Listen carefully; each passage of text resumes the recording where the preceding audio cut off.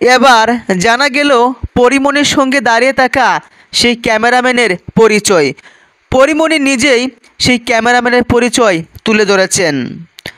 গতকাল এক পোস্টে পরিমণি তিনি লিখেছেন, আজ বিশ্ব ক্যামেরা দিবস। আমি যার সাথে এই ক্যামেরা নিয়ে দাঁড়িয়ে আছি তিনি দেশের অন্যতম wild life photographer Adnan Azad, যিনি আমার বাউন্ডেলের জীবনের প্রথম জাদুকর। আমাকে স্থির এবং চরম ধৈর্য নিয়ে কোনো কাজে মনোনিবেশ করাতে পেরেছিলেন, সেটা ফটোগ্রাফি দিয়ে। আমি তার মতন এত সাহস নিয়ে সাপটাপ এর ছবি হয়তো বলতে পারিনি, কিন্তু অনেক প্রজাপতির ছবি তুলেছি। এমন হয়েছে যে একটা টিকটাক ক্লিক করতে আমার 3 থেকে 4 ঘন্টাও লেগে যেত। এমন এমন প্রজাপতির ছবি তুলেছি যার নামও আমি জানি না। ছবি তুলে বাইয়াকে পাঠাতাম, উনি নাম বলে দিতেন। ছবি তোলার প্রেমে পড়ে একদিনেই 6টা লেন্স সহ ক্যামেরা কিনে ফেললাম 2018 সালে।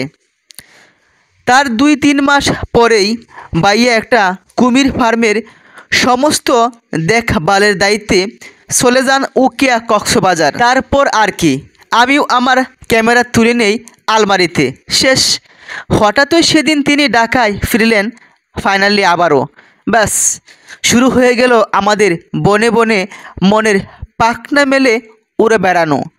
এখন আমরা অনেক দারুণ দারুণ ছবি তুলব প্রজাপতি, ফুল আর পাখিদের। যে ফটোগুলো পরিমণি আপলোড দিয়েছেন, এবং একটি ফটোতে দেখা গেছে যে পরিমণির কাঁধে চড়ে ফটো শ্যুট নিচ্ছেন তার একমাত্র সন্তান রাজ্য। অনেকেই বলছেন মায়ের কাঁধে করে সবুজের বুকে ঘুরে বেড়াচ্ছেন রাজ্য।